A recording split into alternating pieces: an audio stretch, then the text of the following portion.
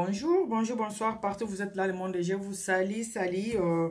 Voilà, aujourd'hui, on va essayer de faire une petite analyse, comme d'habitude, comme on le fait toujours. On va essayer de faire une petite analyse avec vous, ensemble avec vous, bateau bokolanda vidéo oyo. Nous allons réfléchir par rapport à Babylon Tokoloba. Et ça, analyse mouké pour réfléchir, la réflexion du jour, voilà. Analyse nanga lelo ezali pour la fondation to ONG.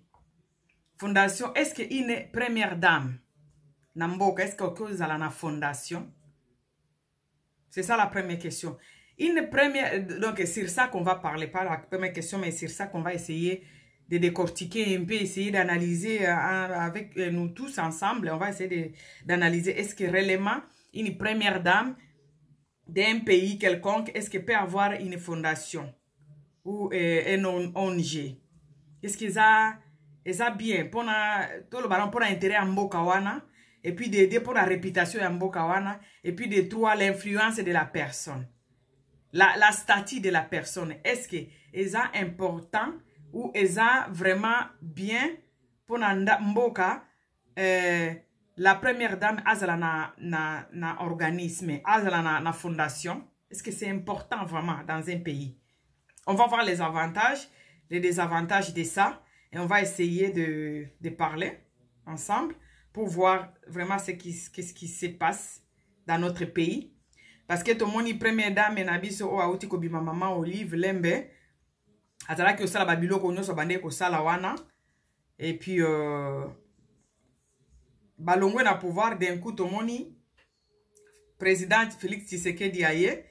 On voit que maman Denise à côté pe kaka na mulongo wana yepe a commencé la organisme. Je viens de suivre une émission oh maman Denise a pesi a sali na chaîne moko boye ango ayango ne pesinga idée auto ya ko discuter ensemble to mekano ko sur ensemble. Est-ce que ça vraiment important? Est-ce que c'est important que première dame ya mboka moko boye azala na fondation ya ko aider bato? Parce que comme nous le savons nous tous, dans les pays où ils sont bien organisés, même période à Mobutu, ils ont un ministère social. C'est ministère wanande s'occupaka na babiloko sociaux. S'il y a un problème, mutumoko boyazo belazana mutako sungaye babiloko bongo, il faut hôpital bâti gratuit, babiloko bongo, tout ce qu'on peut faire pour aider la population d'un pays. Pour que bazala batu ya kotia kaliboko basengate. Ezala lokolo eloko ezobima droit na bango et uti na kati ya ba cotisation na bango, ce qu'on appelle ba taxe. O basito bazo sala ba futi mbongo wana sikoyo bazo sala ngo ministère social ezako organiser que mutumoko azala wana te atia kaliboko asengaka. C'est pourquoi to mona kana ba mboka o to vandi ministère social et sala ka musala nango. To bande o mona l'air Mobutu azaki na pouvoir ba ONG zalaki penza te parce que mutu na mutu bande ko lia na nzala na ye. Ministère social ezalaki oyo bande ko se ministre ya social ezalaki oyo bande ko s'occuper na ba demini. Et aujourd'hui to moni maman Olivia aye na ba ONG ba fondation eza ngala lobi awa teke eza mabe tozo meka ko solo la kaka avantage nini eza pona mboka wana désavantage nini eza pona mboka soki mboka ekomi ko vivre na ko senga. Est-ce que eza ko pesa image ya bien ya mboka wana que c'est la première dame qui part demander pona ko aider babola na kati ya mboka na ye. Même les gens au azo kendo senga bakomitura na mboka wana est-ce que ministère social les a laté? Donc c'est par là que c'est sur ce point là que nous voulons un peu parler ensemble comme to sala kango kaka pona ko mekaka ko faire fonctionner intelligence na biso mutu na biso bongo na biso ko réfléchir et ça pona ko critiquer mutu te. Moi je ne viens pas pour critiquer les gens, je ne l'ai jamais fait. Nayaka ko pesa conseil, nayaka ko to solo là, to partager. C'est ce que moi j'ai fait. Je ne viens pas pour critiquer les gens. Je ne viens pas pour na ko sala ba base so je ne sais pas quoi. Na yaka pour na to solo là quoi. Na lingana nga to solo là en famille. Nous sommes tous les Congolais et les Congolaises. Maman Olive azaki na fondation na ye to moni bande ko aider ko faire opérer batu ko senga ba aide na poto akoya azuba ba mbeto ya kala ya poto awa ba kena ngona Congo et ça a aidé, c'est pas mal, ça a aidé. To moni maman Denise aye, c'est une femme que j'apprécie beaucoup, maman Denise, c'est une femme de caractère, azana charisme na moko boye, j'aime ça, j'aime comment elle se comporte. Azate ke mutu moko ko seka ko kumisa mobali na ye na emission kuto asali azobenga kutu mobali na kombo penza. Félix asala boy. Moi j'aime les femmes comme ça. Oyo bazo luka ko influencer batu a changer comment changer na façon ya koloba pour a influencer batu. Elle est comme ça comme elle a dit elle-même, des pieds sur terre. Donc quand tu suis la dame là, oyo ki makambazo loba, tu sens que azana charisme et puis elle sait ce qu'elle est en train de dire. C'est ce que j'aime si cette femme-là. Je l'appelle même la queen.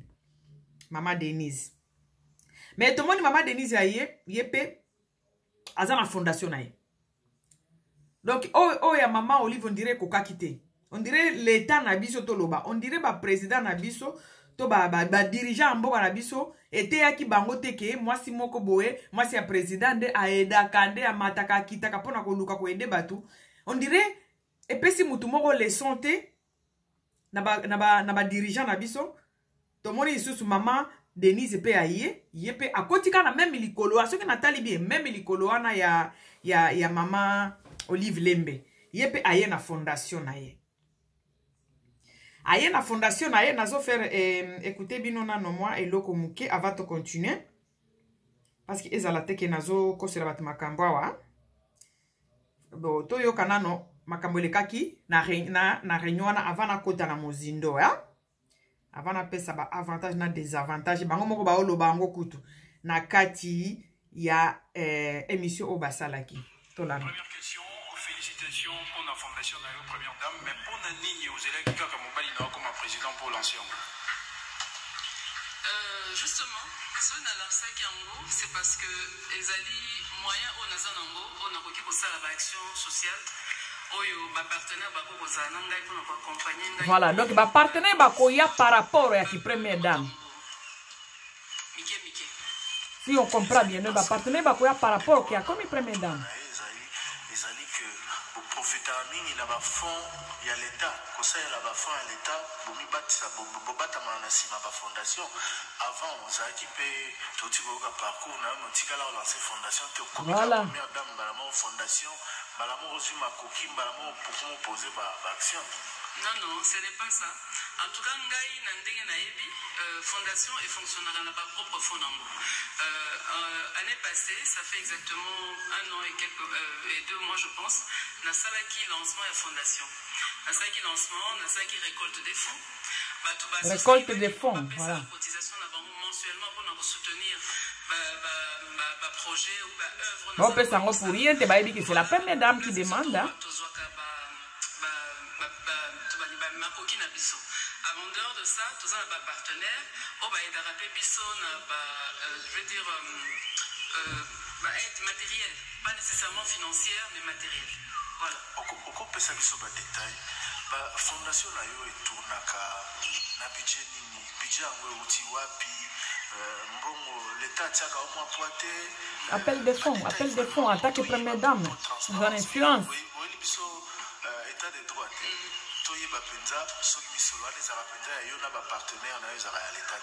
D'accord. Pour le Motuna, on préfère appeler sa parole na coordonnateur à fondation, Joël qui est là, à répondre. Oui, Joël Makubikwa, coordonnateur de la fondation. Bonjour. Bonjour, c'est précis. Tous les appels. Ok, comme après distingué par Madame Otoloba, pour la source de financement de la statut Nabiso, tous la cotisation de membres, tous la levée des fonds. Au banda to banda qui fondation c'est déjà Mbalami Balé tout à l'époque qui na lancement et la fondation le 16 mai 2019 to ça peut lever des fonds soit avant tout banda programme ya excellence ya et puis tout ça peut na ba partenaire wana ndé bayaka ya partenaire bazo ya parce que bayebi que c'est la première dame na ba projet auto en place na BC ndakisama ko ndé excellence ya donc tout banda projet excellence to kanisi première dame kanisi a vision excellence ya ndé totali pona ko kokisa yango to za na posa eloko boye misolo boye ndé totali seko na environ voilà biso nanu to ko mona pe to sengi to tindi mikanda to beti ba porte à gauche à droite pe to suba misolo pona ko accomplir ba projet wana voilà donc pona fonctionnement na biso eza vraiment la caisse na biso o eza na ba contribution to zwaka na ba lever des fonds to sala et puis na ba partenariat na biso voilà donc basalaka ba lever des fonds basalaka ba appel des fonds pour basala fondation voilà en tant que première dame normalement ce qui totali bien aza na statut mon côté aza coulisse ya président donc normalement une première dame aza mutu oyo accompagnaka mobali na ye accompagnaka président pona ko réaliser biloko aprometaki lere ba campagne pona ko réaliser biloko oyo ba objectif na ye oyo ase fixaki ke soki bo voter nga na ko salela bino bona ko salela bino bona ko salela bino boy première dame mena azalaka wana pona ko soutenir président ko zala wana lokola appui ko zala wana lokola appui na ye quoi pour l'accompagner partout tout le monde a kango na ba première dame ya ba monde entier tout le monde ande ba accompagner ka mibali na bango mais oya biso ça se répète oh eloko tout le monde qui pas maman Olive Lembe et zongi sous pas maman Denise la maman Denise que j'appelle Queen toujours parce que c'est une femme de charisme une femme de caractère ce que lo tu sens que c'est une dame qui s'exprime eza pona ko luka ko influencer batute a changer modèle ya ko loba abanda ko sasoki nini te aloba a pensa oso muna pensa que elle est vraiment eza vraiment yé voilà eza vraiment yé to moni maman Denise akoti na même likolo wana ya maman Olive Lembe nous avons l'impression que moi j'ai l'impression que ba konzina biso o bajiraka Congo c'est comme si Moussala oh maman Olive Sala qui on dirait ba comprena qui angote c'était pour le dire que bon moni kutu première dame azo travailler za Moussala na yete azana statut moko na mboka te mais à se permettre ko banda ko sala fondation a sunga kabato alors il fallait et ça la soni na ba dirigeant na biso cette fois-ci ba créer ba pesa ministère social ba moyen oyo il faut pour na ko aider bato bazana possibilité mais c'est comme si rien ne s'est fait. Alors maman Denise pe azongi ka même likambo wana oyo maman Olive Lembe bande osala. Or normalement eza pona avantage ya mboka ti. Parce que ba aide na bango bosala mike wana e comme la rabatunyo sauté. C'est comme si ba première dame ya ba fondation eza kaka eloko moko esalama pona ba africain ba pays africain nde tozo monango parce que pas mindele ezate. Normalement, quand on ONG na mboko en Allemagne, pour muto fongola ONG, il faut zala mutu moko apolitique, c'est-à-dire aux ana parti politique te. A combien plus fort que moi c'est un président. Moi c'est président kutu mboko to yiba kutu yete o monaka ba accompagner aka mibali na bango. Même chancelier mobali ne kutu kombo ne kutu batu ba yeba bango te accompagner aka moi sinayi. Mais pas biso mona directement parce que mon yango pour la deuxième fois directement première dame a commis na fondation. Oh, boyoki na voice oyo balobi nini? Batuni bango mbongo ya fondation wane eutaka wapi? Balobi basalaka ba appel de fonds.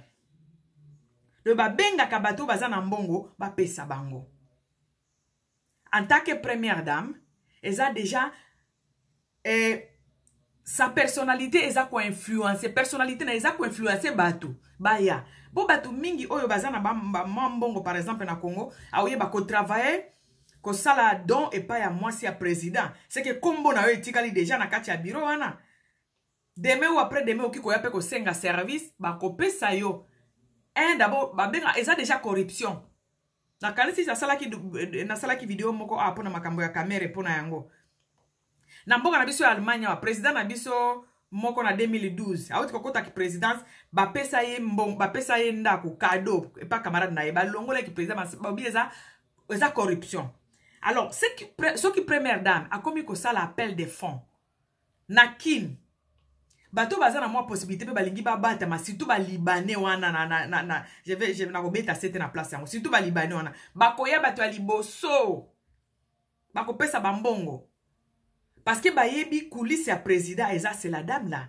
Donc qui voit Denise voit Félix aza mwasi ne bazalaka nyonso akoyo bise pe omoni mutu asunga biso mingi na ndimite ke biloko asalaka na fondation na ye abetela mobile ne lisolo te so mutu moko aye le basali appel de fonds mutu moko aye apesi 1 million bien sûr akobetela mobile ne lisolo et puis kombo wana etikali mutu wana soki aza na besoin ya faveur akosenga faveur eza corruption. C'est pourquoi na bamboko développer balingaka te mwasi ya première dame mwasi ya président azala na fondation ata soki mbongo yango bimisi yango na kati ya kese ya leta te me bato wana bazopesa mbongo na kati ya mboka bopesa mbongo po fondation ane fonctionner automatiquement eza corruption parce que baye pona influence ya ke mwasi ya président po bayebi ke okobetela mobile no lisolo et puis bakotika na kati ya bakombo na bango kotika na kati ya mémoire na bino l'air baza na besoin na bino bokozala pe wana pona bango parce que bango bazalaki wana pona bino eloko ya liboso. Donc c'est une femme qui l'air a sengi ndenge wana azako influencer déjà influence na ye personne na ye personnalité na ye ça influence déjà. L'air basali appel des fonds bolandi bango moko balobi basala ka ba appel des fonds babengi saka batu bakenda kutu ko mona batu o bazana mbongo bango moko babimi na biro na bango première dame ake ko mona mutu azana mbongo toloba libanais moko boye azana ba magasin full na kin bango siko lobi bolandi voice balobi soki batali mamoni mutu oyo aoki ko aider bango mutu azana mwa possibilité bake kuna bake ko solola na ye apesa bango lera moni présence ya première dame ça influence déjà bako pesa mutu wana ko pesa mais ayebi déjà atie première dame na dette morale. Donc ezastat akoki ko sala eloko azo salate la première dame n'a pas un statut chez nous. Première dame elle est là pour accompagner son mari. Nege to mona ka mwasi ya Trump, to mona place aza na organisme te, na fondation te. To mona ka mwasi ya Macron accompagner ka mobali na première dame eza statut te. Okoki ko sala biloko wana surtout oyo ya fondation okende ko récolter mbongo pa bato bazana mbongo. Ba moni première dame ba ko sepela kutu ba pesa po ba tika na mémoire na mutu ya président na mwasi na ye. Donc ba moko ba se déplacer ba ko senga mbongo pa bato. Bolandi yango na voice na bango. En tant que première dame, azako influencer déjà. Azako influencer déjà. Ba osala ba récolte d'argent. Ba osala ba récolte d'argent et pas bateau bazana ba possibilité na Congo. Bolandi na kozong sa voice na suka lisus. Donc basala ka ba alobi bango bazo mbongo à l'état te.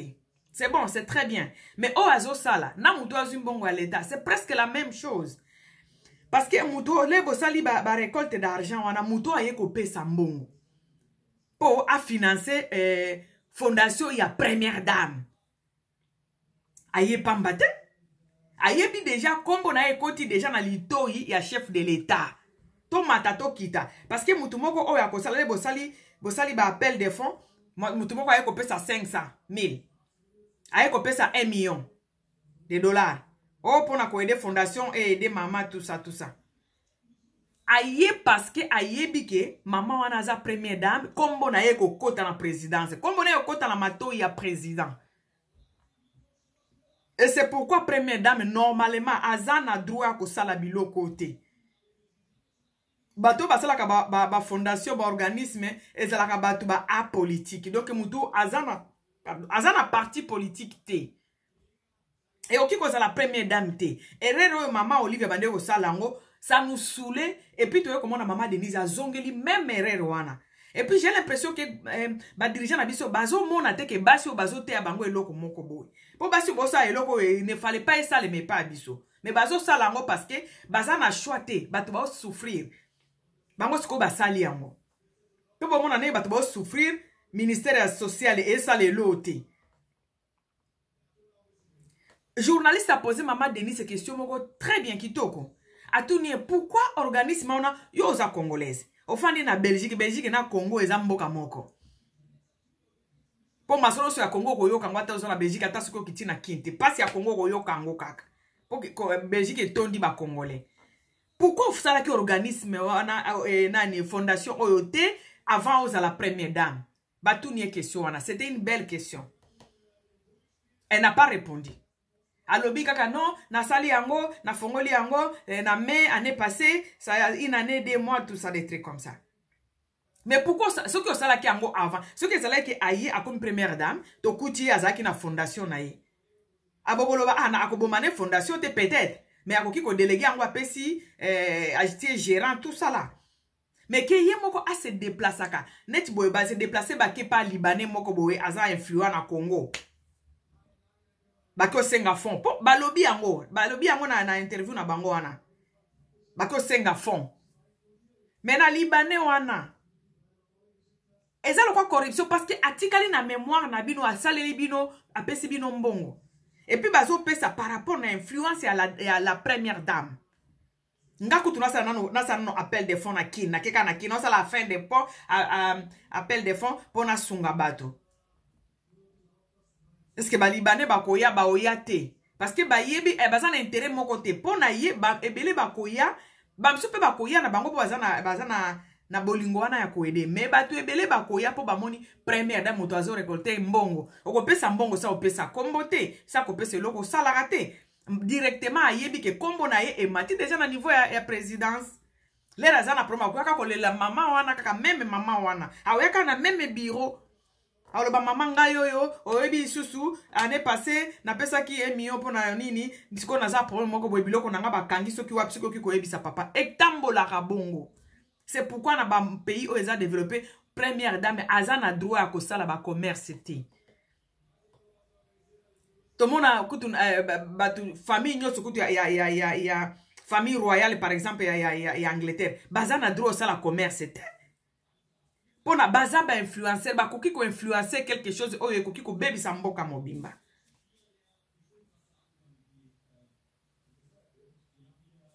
Donc biso to yebi ndenge to yebeli première dame za moto azala wana pona ko accompagner. Pona ko accompagner président a réaliser ba biloko a promettre ki na peuple. Et lo koki ko sala yango wana juste pour accompagner son mari.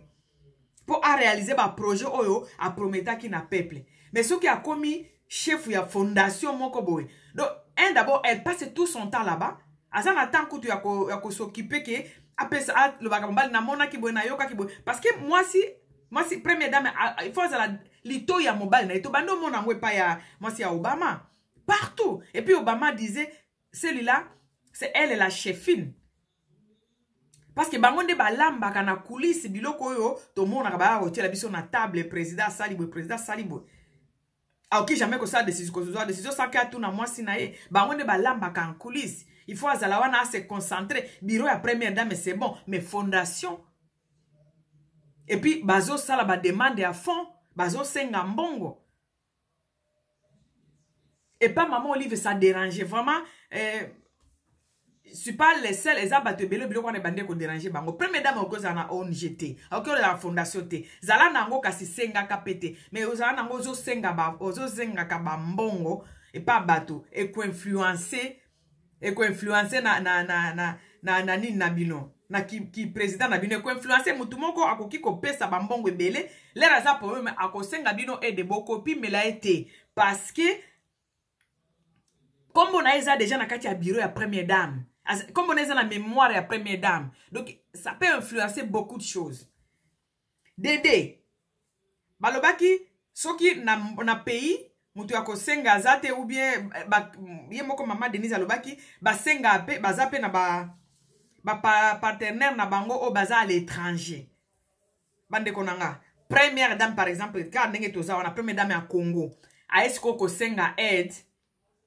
Et pas ya par exemple na habité gouvernement ou bien ba ONG mususu na Belgique. O monike c'est comme si bazo kendende ko faire ko sambu sa honneur à tout un pays. Première dame a ko senga aide. Po na ONG na ye asunga ba pauvre ya Congo. O monike c'est comme si Congo mobimbande ke ko senga. Parce que aza influente, aza wana azo représenter, c'est que l'era ko senga azo représenter vraiment Congo na minute wana. Oh, ce qui est za mutu apolitique, mutu aza na parti te. Ba ebike azo salango pona ye moko. Mais ye automatiquement ba komona président, so ba moni président mboka na biso automatiquement ba moni ba congolais nyoso. Donc ça influence même tout un pays. Mboka ngo seki zo organisé te, première dame azo ko senga awa, première dame azo senga biloko. Tu vois ça? Et ça, ezo pesa penza bien te. Oto ebi ba pays mususu e senga bongo te ou bien e salami na ba diplomatie. Ya pays na pays. Mais que première dame aye ko senga ba mbeto e kufa awa o balingi ba bwaka to kende ko sunga ngo batu na Congo. Omoni ke zo kitisa Congo mboko peze se respecta ke kondimango te parce que ça lokola bozo kitisa Congo na niveau moko boye. Et puis première dame mutoazo salango si on va première dame automatiquement to moni mobile na et ceux qui to moni mobile président ya mboko automatiquement mboka wana nyoso eza engagé. Donc osengi ba aider yo na kati ya mboka. Eza corruption na sens que batwana bazo pesa ba mingi bazo pesa pour influence ya première dame ba ebi que la première dame ndé ayeko senga c'est que tokoyeba na koyeba na présidence qui n'a eu problème je peux aller à la présidence ba koyedenga et c'est comme ça.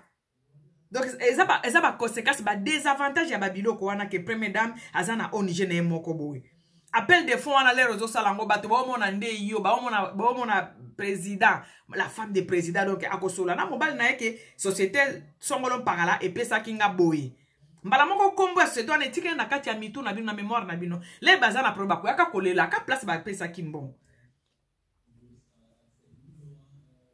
Donc eza mobile no aza na ba décision nyonso mais yo zo kendo senga bato bako pesa yo po na teke yo po oza mwasi kitoko to po oyebi koloba te bako pesa parce que ba yebi ke nyoso bako sala président ko zala au courant.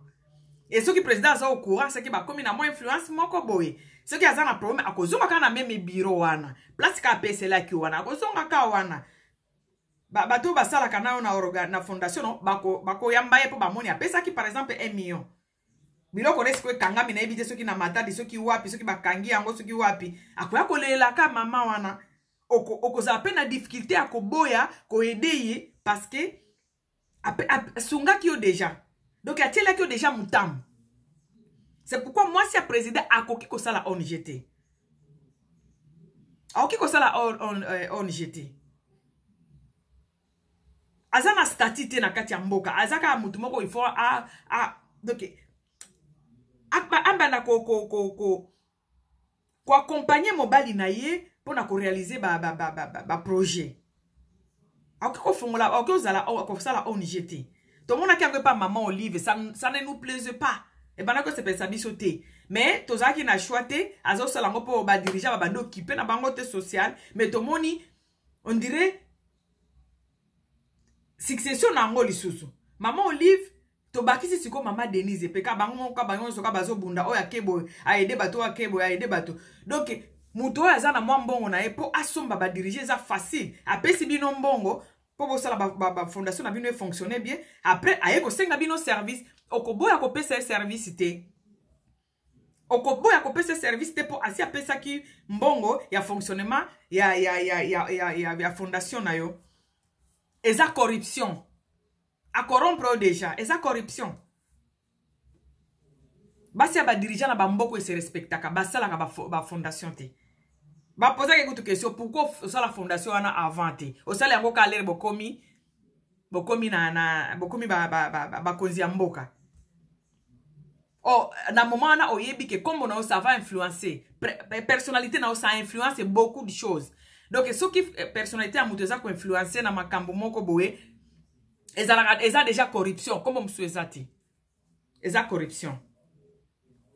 Bozana ba partenaire ba place bozola ba mbongo ba partenaire wana ba zoya parce que ba yebi que c'est la première dame.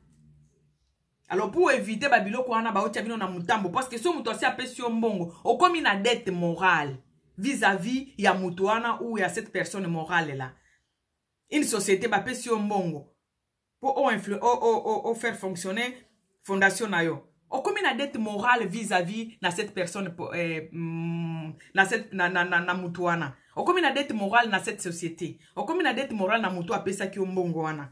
Et puis ba ko pesa po ba moni première dame ba yebi que oui.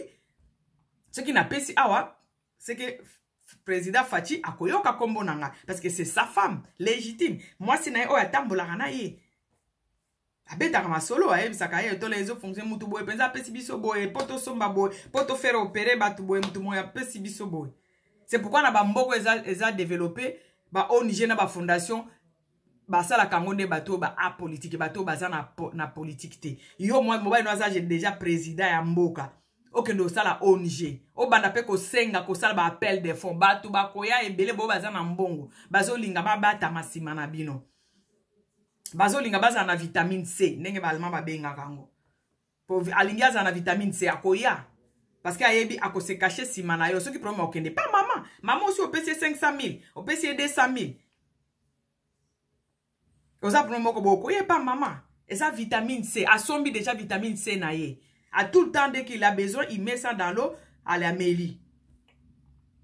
C'est pourquoi on y a un pays développé zalaté. Tout le monde a dit qu'on a en Afrique. Surtout dans le Congo, il s'est développé. Donc, première dame a bimi, Moussous, première dame a eu la même opération. Si vous avez par exemple, maman Bobby, pourquoi? Parce que mon bal na pekisa ki ayeba ke koki ko sale maté. Première dame azala kawana ko accompagner mon bal na tout le monde a moi c'est Macron. Bon mon a place ça na fondation. Parce que le qu'on soit ko sala et ko engager pays. Parce que muto amoni Denise amoni Félix. C'est sa femme, c'est clair. Et c'est là où il y a les problèmes avec nous. Bandeko ba ONG wana ba fondation eza nango mabete daka parce que ba dirigeant na biso ba kipa ka bisote. Mais normalement nga na monaka importance na ngoti.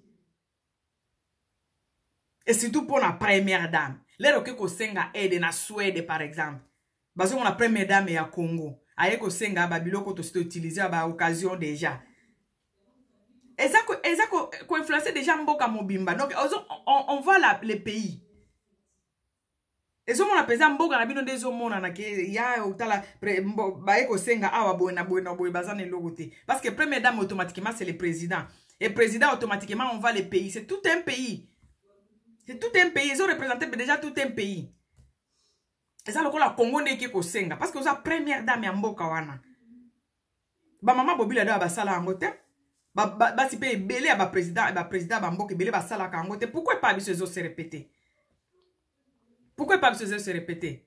Ba dirigeant il faut ba sala tout ba pesa mbongo na ba ministère wana. O eza na ba tout wana ya ko sala ba biloko wana ke ko tikla biloko wana ba première dame. Eza musala na bango te. Musala bango eza ko accompagner mibali na bango pona ko réaliser ba biloko bazo sala. Donc ko zala sima mobali, donc ko tambola na ye ko lakisa ye papa boy basala boy papa boy. Donc oza première conseillère à mobali na yo. Mais les gens qui ont senga côté musu mobile azo sala ba bêtise côté musu au moyen OPC conseil aux alate parce que premier conseil à mobile nyonso ezala moi sinae et puis premier conseiller à moi sinyoso ezala ka mobile nae et c'est pourquoi mon abatu batia ka ilike pas première dame na biso première dame etale la ngali ka pa ba ebika okendo yebisa mobile nae mais ceux qui azo travailler na ndenge azo luka ba fond et pas batu. Alors ça m'appelle des fonds, azo récolter mbongo pas bateau, bazana moi possibilité na kati ya mboka wana. Mais bazo somba déjà république. Parce que les remutona kozana problème, akozongela yo maman. Akozongela yo. Et puis okozana difficulté akoboya ko rendre service parce que yé asi apesa ki mbongo donc akangisa ki déjà monoko. Donc asi asombi vitamine C o balma babengaka vitamine C asi asombi yango déjà et oza difficile oboyela ye aide wana okende pa mbano bise papa aide kaka omoni ayendaki nga omoni ye mto asala kinga boy. En tout cas, je voulais analyser un peu sur ça. Eza Tokyo lo eza pe faute na bangote mais eza vraiment musala ya première dame te. Eza vraiment musala ya première dame te. Parce que première dame automatiquement ça engage tout ces pays là. Eza ko engager biso nyoso soki ko senga mbongo soki wapi engager déjà biso nyoso. Soki siko asengi yango na kati ya mboka libanda kutu esambwisi mboka mobimba. Soki asengi yango siko na kati ya mboka batu wana déjà eza corruption po basombi déjà. Basombi déjà morale ya première dame. Et mutu asombi morale ya première dame mutu asombi déjà morale ya première dame automatiquement ya président pezali na kati kuna. Parce que mutu wana eza lokola sombi bango asombi morale na bango. Lera koya ko senga asi apesa ki don na eba senga ki ba don obi bango bakendaka ko senga obi batu bayake pa bango muto aye parce que sa première dame parce que avant lero zaki première dame te ozaki pe na fondation te o fongola ko lebo komi première dame parce que oyebi ke influence na yo situation o ozanango e nene stati o komi nango e ko influencer batu e batu wana ebele bazo ya po ba se couvrir po ba somba vitamine C. Vitamine C zali, donc les rosans a problème, moutouana zawana pona yo. Et c'est pourquoi, dans des pays organisés, bah boy la kaba première dame basa la activité comme surtout oh ya ba fondation oh. Bien sûr, bazana care, bazana grand care, bazo aider, chapeau coup de chapeau, mais eza penza e koki jamais kozala. E koki jamais kozala bongo. Que ba première dame na biso ba kendaka ko senga ba don po ba aider bato. Ministère social il faut ça la musala nango. C'est ce que maman Denise faut yebisa mobile na ministère wana esa la musala. Ya otoza na bureau ne lokola première dame pona ko yamba ndenge alobaki soki première dame ya mboko nini. Ya première dame ya Japon atindela ki soki ba aide soki ya Chine atindela ki ba aide pona ko aider batu pona corona. Bo akoki ozala na mwa bureau na ye. Mais fondation penza o ya ko senga ba fond. Na muto o azu na kesi ya l'État. Na we muto ozo senga batu po ba pesa. C'est la corruption. Eza modèle moko. Eza corruption. O wana basali détournement. Ba yibi na kesi ya l'État. Et puis yo osali ofongoli eloko. Oyo opesi batu nzela ba ya kopesa yo mbongo. Po baza la protéger par yo. Parce que muto akopesa $1 million teto $500,000 sans que apesa yo adresse na ena kombo na ena musala salaka. Oh yo bandeko senga ngo pona ko ide bandeko. Mais yesi kwa koma komo lepe azu pour mako zonga peka na biro na yo. Oh soki asi apesi yo mbongo oza difficulté ya ko boyela ye. Kana mboka biso to mona biloko na mama Bobi asala biloko wana te. Ba pays ebelebe basala ngo le te. Conseil mama Denise okai ko pesa mobali na ezali ko loba ministère wana il faut fonctionner. Ministère social il faut fonctionner. Po aida ka bato bazana eloko ti. Mais bazo salango parce que nazo condamné nanga ba première dame na bisoté. Maman Olive na mama Denise nazo condamné bango te mais nazo lo bande ezo tinda ezako tinda ke tout un pays eza na danger. Parce que mutu oyo asi apesi $1 million pour na fondation bo benga ki ba appel de fonds ayepe apesi. Lere akozwa problème akozonga kana même bureau ya mama wana. Et puis maman koza na difficulté ya koboyela ye service. Parce que tikala ki na dette morale mutu wana senga ki apesa ki déjà quelque chose. Yango mona ka par exemple na Angleterre batu wana nyoso wana baza tout autour ya reine famille na ye baza na droit osala ni commerce te nini te pourquoi pona ko éviter ba biloko wana ke bokomi na dette morale mutu moko boy fo bozong sele boy. To mona basi ya tram basala ka eloko te. Ezate ke ba yebi ko sala ba onijete. Ezate ke batu ya ko aider bazate bazali batu bazana na ba difficulté na Amérique kuna bazate bazali o bazana besoin ya aider bazali. Mais mutu aza première dame donc aza pembeni ya président aza na coulisse ya président ya mboka aoki ko sala ONG fondation ti. Po batu ba ko banda ko pesa e ba don le ba ko senga e service akoza na difficulté ya ko pimela bango. Et c'est pourquoi le pays développé, le pays où ils ont un ordre et ndi marabilo ko anate. Moi c'est président, moi c'est président, ils ont une station moko politique gouvernementale te, station moko politique te, fanda wana ozo soutenir mobile na yo, l'air bolongwe, nde okoki ko sala biloko na yo. Moi c'est Clinton a salaki fondation na l'air babimi na pouvoir. Je crois que Obama si a sali na ele babimi na pouvoir. Mais dès que oboza wana, estambola kateka na mboka na biso to mona kango pa mama Olive, to mona yeke ko se répéter c'est pas maman et maman Denise. Oh, c'est pas vraiment bien pour un pays. Et ça ko sabiso na ba corruption moko boye, et ça ko sabiso na ba sabotage bo place oké ko senga à l'étranger kuna. C'est tout un pays de bazo faire saboter. Et ça, c'est question qui besoin de l'autre côté de la bâtiment que boye à senga ka. Non, on s'organise de notre manière pour que tu vivre, que boke ko senga ba mbeto ya kala ya hôpital, ba matla ya kala, ba ambulance ya kala ya hôpital moko boye na combo ya ONG ya moi c'est président. C'est tout un pays qui est représenté, c'est tout un pays. Ils ont déjà influencé déjà pays mobimba. Parce que quand on voit la femme du président, la première dame, automatiquement on voit le président. Et quand on voit le président, automatiquement c'est tout un pays. Ils sont tous en accord. Et c'est pourquoi on empêche ça dans un pays organisé. Bon, limbi sanga bande konanga na sali me capité. Sali me capité na yo sala vidéo vite idée moko idée yela inga na mutu na biso ki na lalisi yango eko bunga tika na sala ka vidéo. J'ai pas fait mes maquillages. Na sala yi maquillage té mais ça va. Ça va. Biso to vivara na maquillage té. Voilà. To vivara na maquillage té. Voilà. Voilà, merci beaucoup bandeko na ngai. Balo baka ba mama na biso o bakabela batu ba fondation eza nango mabete ba mama ba première dame na biso. Batu ebelo bazana ba fondation, c'est bon ceux qui ozali na influence te. Mais ceux qui okomi na influence na kati ya mboka, eza bien ti. Eza bien te parce que ezali ko engager tout un pays. Eza engager tout un peuple. Voilà. C'est pourquoi ba pays mutu to mona ba première dame ba sala biloko wana te ba pays eza organisé ba sala biloko wana te et pas besoin de tout est permis, tout est possible. Voilà.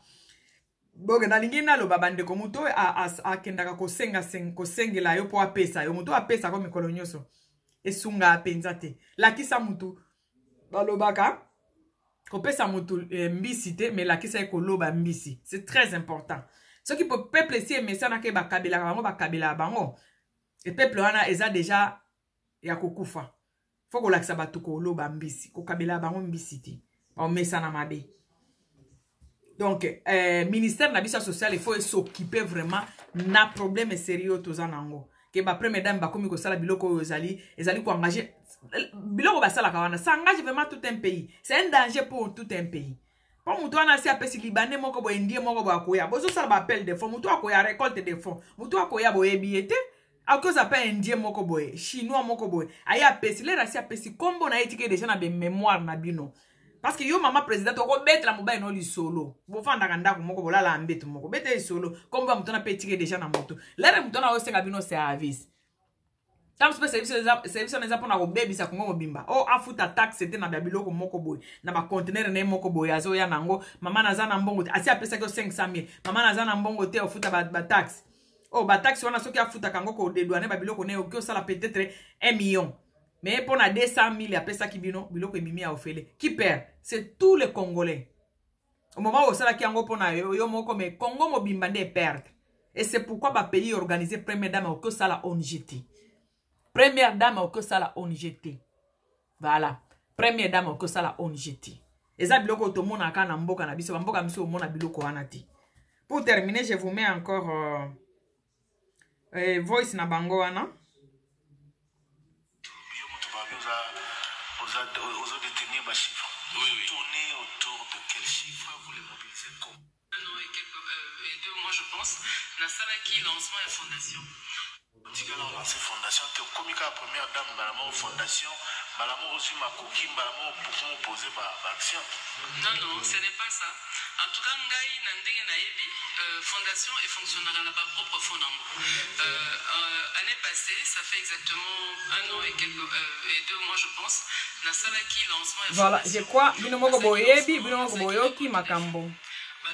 La première dame azoloba na omoni boyoki ango, voilà, c'est bon. Donc merci beaucoup. eloko nazalaki nango akoloba moke yango wana lera comme première dame nde asali fondation wana lera bato baopesa le baorekolte mbongo bato bazopesa bapartenaire wana baopesa mbongo na bango lera baoza na problème bakoyaka kolelelaka en première dame le bakolelela ye ekoengage tout un pays parce que mutu moko boye azwi problème moko boye aye babengaka ngo vitamine C aseme déjà akusombi déjà vitamine C na ye le raza na problème akoyaka kosenga pas président le basungi c'est tout un Congo batu Congo mobimba ndeza eza engagé. Merci beaucoup bandeko nanga eza analyse muke réflexion muke otolingi to salaka pona ba première dame na biso poto mona pa biso ba première dame balandani siko deuxième yeyo bazana ba ONG na ba fondation bazo senga ka bambongo na ba kombo na ba fondation na bango mais baza ba première dame ça engage directement le pays parce que baza ba première dame engagé président et engagé déjà pays donc nous tous nous sommes dans les dangers na ba biloko wana. Merci beaucoup bandeko nanga nzambe alola abatela moko na